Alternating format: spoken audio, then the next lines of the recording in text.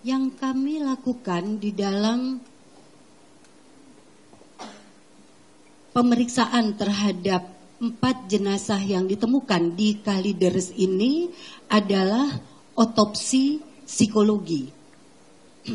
Nah, otopsi psikologi ini, mohon maaf ada satu slide yang terlewat ya. Otopsi psikologi ini dilakukan dalam rangka melihat penyebab atau menetapkan rating lethality dari ditemukannya mayat yang meninggal dunia atau orang yang meninggal dunia namun belum diketahui secara pasti penyebabnya. Perbedaannya dengan dokter forensik, kami melaksanakan proses otopsi psikologi, bukan yang ini ya. Ya, kami melaksanakan proses otopsi psikologi itu lebih kepada melihat latar belakang di samping rating lethality-nya atau kemungkinan terbesar dari penyebab kematiannya. Kami juga akan melihat latar belakang dari kematiannya itu dalam aspek perilaku atau psikologinya. Jadi kami dalam metode retrospektif itu menarik mundur, mencari keterangan dengan menarik mundur kehidupan dari 4 orang yang ditemukan telah meninggal dunia di Kalideres. Dari situ kami mempelajari apa yang sebetulnya mereka pikirkan, apa yang mereka rasakan, dan apa yang mereka lakukan, serta bagaimana kecenderungan perilaku dan tipologi kepribadiannya untuk dapat menarik simpulan tentang rating lethality atau penyebab kematian yang terjadi pada 4 orang yang ditemukan meninggal dunia di Kalideres yang tadi sudah disampaikan terkonfirmasi satu keluarga. Nah, di dalam proses itu yang kami lakukan adalah mengidentifikasi 15 area otopsi psikologi. Antara lain di sini dituliskan kami mengidentifikasi informasi tentang jenazah mulai dari usia, status, pernikahan, pekerjaan, agama. Ini untuk memastikan bahwa pemilik KTP yang ditemukan adalah orang yang sama. Dan beberapa area perilaku yang kemudian kami juga menyimpulkan menjadi sebuah rating lethality. Berdasarkan otopsi psikologis, ditemukan adanya petunjuk mengenai rating lethality tadi atau cara kematian dari Rudy, Reni, Budi, dan Dian yang mengarah pada cara yang sama, yaitu kematian dengan cara yang wajar. Tidak mengarah pada cara yang lain, yaitu kecelakaan, bunuh diri, atau pembunuhan. Tapi memang ditemukan adanya situasi psikologis dalam kematian mereka yang masing-masing teridentifikasi berbeda. Di dalam temuan otopsi psikologi ini memang kami menariknya dari pola-pola identifikasi profil psikologi serta kepribadian dari masing-masing orang yang meninggal dunia, Bapak Rudianto, Ibu Reni, dan Bapak Budianto serta Ibu Dian. Nah, di sini kenapa kok harus kepribadiannya? Karena perilaku seseorang itu dipengaruhi oleh karakteristik kepribadian. Dan kepribadian ini berkembang sejak masa kelahiran hingga ia dewasa. Nah, disinilah kemudian kami perlu untuk telusur retrospektif, mundur ke belakang dalam kehidupan mereka, sekaligus untuk mengidentifikasi apakah ada kerentanan psikososial yang dimiliki oleh masing-masing dari 4 orang ini dalam perilakunya, sehingga mereka ditemukan meninggal dunia. Berdasarkan data yang didapat dalam proses otopsi psikologi, kami mendapatkan keterangan langsung dari informan, orang-orang yang signifikan mengenal ke-4 orang itu, dari barang bukti yang ditemukan di TKP, serta melihat langsung ke TKP untuk mempelajari bagaimana perilaku yang tampak pada TKP, juga mengenai kondisi mayat yang dalam hal ini foto-foto pada saat mayat tersebut pertama kali ditemukan. Dari keterangan informan Barbuk, TKP dan kondisi mayat tersebut dapat ditarik satu simpulan yang ternyata sama dengan yang dihasilkan oleh dokter forensik. Pertama yang meninggal adalah Bapak Rudianto, kemudian urutan berikutnya Ibu Reni, lalu Bapak Budianto dan Ibu Dian. Profil psikologis yang kami dapatkan, Bapak Rudianto yang meninggal pertama ini memiliki ciri kepribadian yang sangat khas dan merujuk pada karakteristik kepribadian tertentu yang di sini ditampilkan sebagai orang yang baik, orang yang penurut, pendiam, tidak banyak bicara, namun yang bersangkutan ini cenderung membatasi diri sehingga interaksi dengan orang lain terbatas. Yang bersangkutan, Bapak Rudianto ini tidak suka bergaul dan akibatnya tidak memiliki banyak teman. Di dalam interaksinya di keluarga itu cenderung menghindari konflik. Namun secara umum memiliki karakteristik suka bekerja, rajin bekerja dan bertanggung jawab. Dari data yang ada dapat terkonfirmasi taraf intelektual dan kapasitas kognitifnya rata-rata ke atas. Beliau ini bersekolah di sekolah favorit ternama di Jakarta dan kemudian dapat mengikuti sebuah kursus dari lembaga yang juga ternama, kredibel. Ini menunjukkan bahwa yang bersangkutan memiliki IQ yang minimal rata-rata bahkan cenderung ke atas, relatif baik dan memadai.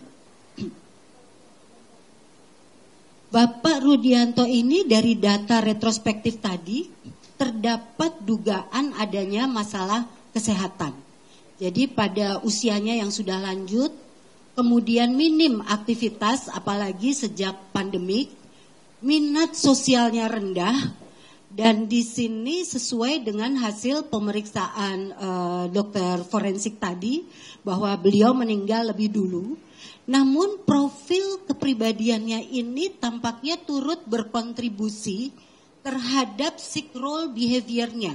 Bagaimana dia mencari bantuan dengan karakter kepribadiannya itu dia cenderung tidak aktif mengupayakan sendiri, tetapi menyerahkan sepenuhnya ke orang lain yang dalam hal ini yang dipercaya adalah istri dan adiknya.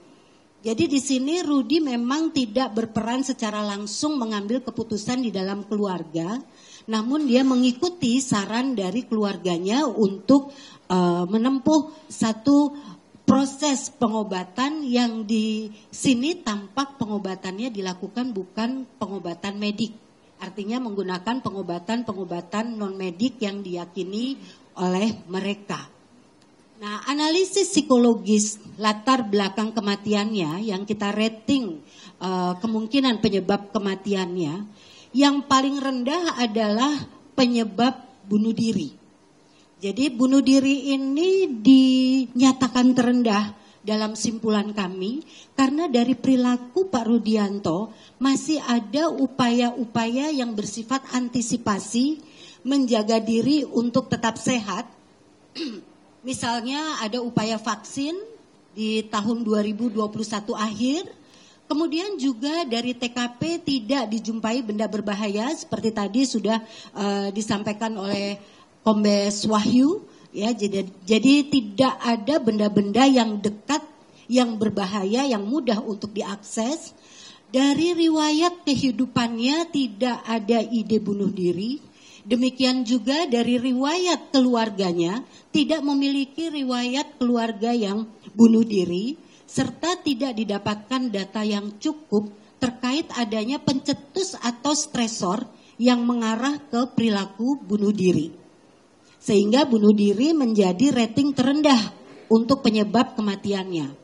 Yang kemudian untuk kematian tidak wajar, campur tangan orang lain atau pembunuhan, ini tidak cukup data yang mengarah pada campur tangan orang lain atau homicide atau pembunuhan, karena di sini pola perilaku dan kepribadian dari Rudy itu tidak membahayakan bagi siapapun, baik orang luar. Tapi kalau orang luar melihat TKP ini terkunci, berarti peluang kemungkinannya adalah orang dalam, sementara dia bukan orang yang berbahaya dan masih diharapkan keberadaannya oleh keluarga karena bagaimanapun dia adalah pengayom sebagai figur yang dianggap baik dan pengayom di dalam keluarga yang berempat itu. Lalu kemungkinan kecelakaan tidak cukup ditemukan indikator dan ternyata sama dari kedokteran forensik dan juga dari Puslap 4 tidak ada indikasi ke sana. Sehingga rating pertama penyebab kematiannya adalah kematian wajar.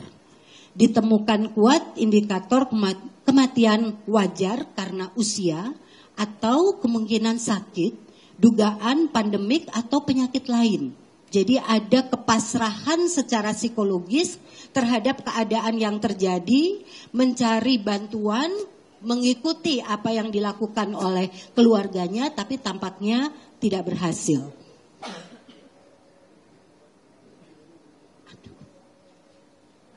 Pasca kematian Rudy tidak dimakamkan. Mungkin banyak yang bertanya, kenapa kok Rudy tidak dimakamkan?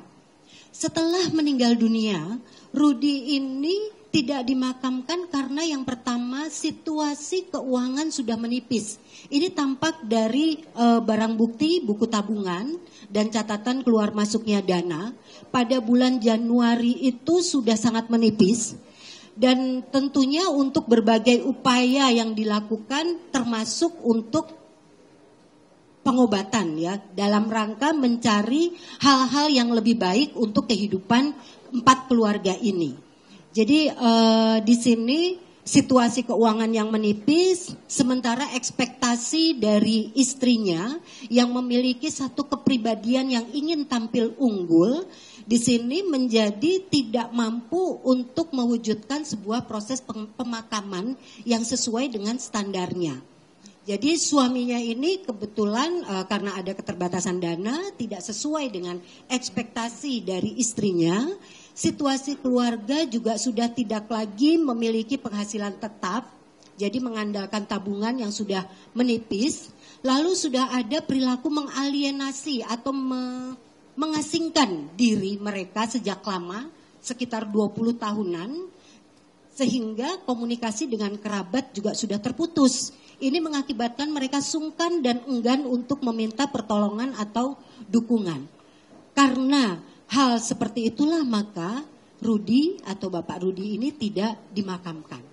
Sementara yang meninggal kedua adalah Ibu Reni.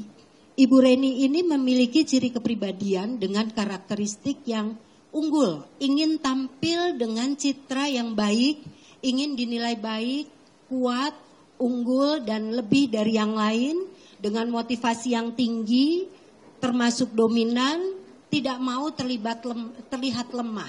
Nah, kondisi dalam profil psikologis inilah yang kemudian mempengaruhi bagaimana tadi suaminya tidak dimakamkan dan juga bagaimana perilakunya ini kemudian mendapatkan satu rating lethality.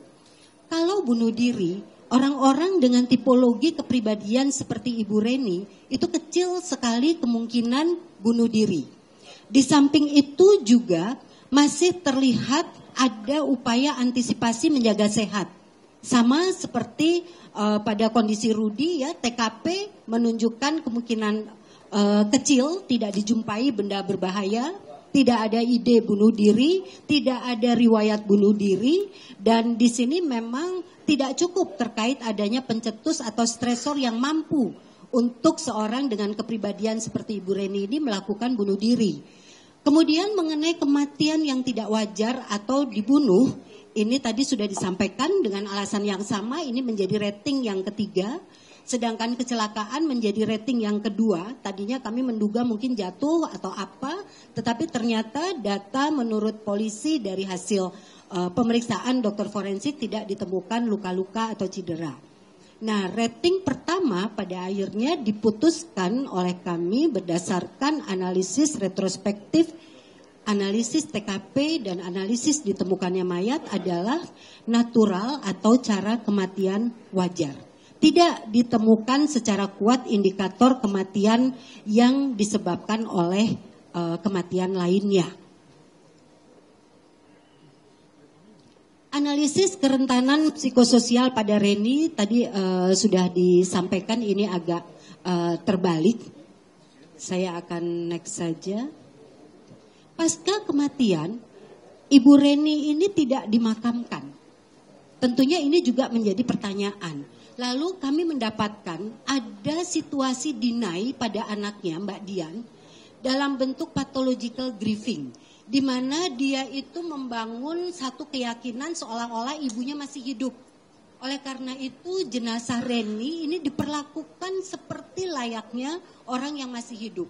Dirawat, dibersihkan, ini tampak seperti di TKP alasnya itu masih sangat bersih. Dan hasil otopsi juga menunjukkan bahwa dia tampak seperti dirawat dan posisinya pun seperti tidur. Namun karena kondisi keuangan juga menipis, dibutuhkan untuk hidup bagi yang tersisa di sini adalah Budi dan Dian yang masih hidup, maka keberadaan mayat Rudi yang juga sudah meninggal sebelumnya, ini membuat Budi dan Dian sulit untuk kemudian bisa terbuka menghubungi dan meminta bantuan pada keluarga. Akhirnya jenazah Ibu Reni ini pun tidak dimakamkan. Dari Bapak Budianto Gunawan yang meninggal ketiga. Bapak Budianto ini memiliki ciri kepribadian yang juga unik, terpenuhi beberapa karakteristik mengarah pada jenis kepribadian tertentu, yang kurang lebih itu digambarkan sering merasa iri hati, keras kepala, tingkah laku dan berpikirnya kadang tidak lazim, menyukai hal-hal yang bersifat klinik, perdukunan dan memiliki guru spiritual. Hal ini sudah sejak SMA dia lakukan dan taraf kecerdasannya memang hanya biasa saja, rata-rata tidak seperti kakaknya. Namun yang bersangkutan memang cukup memiliki peran membantu kehidupan rumah tangga di mana mereka berempat itu tinggal. Analisis kerentanan psikososial dari Bapak Budianto. Profil psikologis Bapak Budianto ini memang ciri kepribadiannya khas. Dia memiliki strategi coping dengan mencari alternatif-alternatif bukan pengobatan secara medik. Begitu juga dia meyakini sesuatu yang bisa dilakukan untuk memperbaiki kehidupannya, termasuk dalam hal finansial. Nah, hal ini kemudian dijadikan sebuah harapan untuk memperbaiki kesehatan dan kehidupan keluarganya dengan cara yang diyakininya. Namun kenyataannya harapannya tidak juga kunjung datang, sehingga ada pergeseran dari situasi berharap, hope, yang kemudian ke hopeless. Nah, karena situasi berlanjut, sumber keuangan sudah habis, upaya menjual aset juga sudah tidak ada lagi, ini membuat keadaan psikologisnya makin tidak berdaya. Keadaan ketidakberdayaan inilah yang kemudian diperkirakan berpotensi, beresiko dapat memicu bukan hanya stres psikologis, tetapi beresiko memperburuk kondisi fisiknya juga, fisik dan kesehatannya. Dari situ hasil otopsi psikologis tentang rating kematian, ini yang keempat adalah bunuh diri, yang ketiga kematian yang tidak wajar, yang kedua kecelakaan, dan penyebab utama dari analisis psikologis melalui perilaku dan pola kepribadiannya adalah kematian cara wajar. Jadi di sini ditemukan kuat indikator kematian wajar karena usia atau mungkin sakit terkait situasi pandemik atau mungkin penyakit lainnya, dan tadi relevan sesuai dengan hasil pemeriksaan dokter forensik. Intinya Bapak Budianto ini meninggal dalam situasi ketidakberdayaan, keyakinan yang tidak lazim namun hasil tidak seperti yang diharapkan, serta tidak ada sumber daya finansial dan sosial yang memungkinkan untuk diakses. Nah, kemudian yang terakhir meninggal adalah Ibu Dian Febiana Apsari Dewi. Di sini memiliki karakteristik yang khas bersesuaian dengan kriteria kepribadian tertentu yang sangat kuat, dengan tampilan perilaku yang kerap menekan atau merepress emosi negatif yang muncul. Jadi dia ini sulit mengambil keputusan dan memiliki ketergantungan yang tinggi terutama terhadap ibunya. Ibu Dian ini bukan seorang yang mampu mengambil keputusan dengan cepat. Ini dipengaruhi oleh pola asuh yang membuatnya memiliki ketergantungan luar biasa terhadap orang-orang di sekitarnya. Ini yang kemudian membuatnya kurang mampu mencari solusi di dalam situasi ketidakberdayaan. Jadi 3 orang anggota keluarga yang dicintai sudah tidak ada, pada waktu itu meninggal terlebih dahulu, yang akhirnya membuat dia merasa tidak berdaya, namun masih tampak keinginan untuk hidup. Gitu. Dari data keluarga memang tampaknya ada masalah kesehatan fisik dan psikologis. Di samping itu berada di dalam satu rumah dengan jenazah orang tua dan pamannya. Situasi ini melampaui kesanggupan Mbak Dian atau Bu Dian untuk berespon secara adaptif. Ibu Dian tidak memiliki sumber daya yang memadai, baik dalam diri sendiri maupun dukungan sosial dari luar untuk menghadapi situasi kehilangan yang sangat intens. Nah, dari sini tapi masih kelihatan bahwa dia berusaha untuk melakukan perawatan. Artinya ada pembelian makanan dari bon-bon nota-nota belanjanya yang masih dia lakukan, dan tadi juga dinyatakan ada feses ya masih tersisa. Di samping itu juga rumah itu masih dibersihkan dengan baik, dan terlihat cara tidur dia itu berupaya untuk dapat posisi yang nyaman di dekat ibunya. Kondisi ini menunjukkan bahwa dia bukan ingin mati seperti bunuh diri, juga bukan karena ada pihak lain, juga bukan karena kecelakaan, tetapi karena kematian yang wajar. Sehingga keempat-empatnya memang rating letality-nya, cara kematian atau manner of death-nya, baik Bapak Rudi, Ibu Reni, Bapak Budi dan Ibu Dian, mengarah pada cara yang natural. Tidak mengarah pada cara pembunuhan cara kematian yang lain. Berdasarkan otopsi psikologis yang kami lakukan, dapat ditepis dugaan dan spekulasi terkait perilaku dan paham apokaliptik, atau mungkin itu karena sekte, atau mungkin karena adanya voluntary stop drinking and eating. Jadi ini tadi terbalik. Terima kasih, itu yang dapat kami sampaikan dari Asosiasi Psikologi Forensik dalam melaksanakan otopsi psikologi.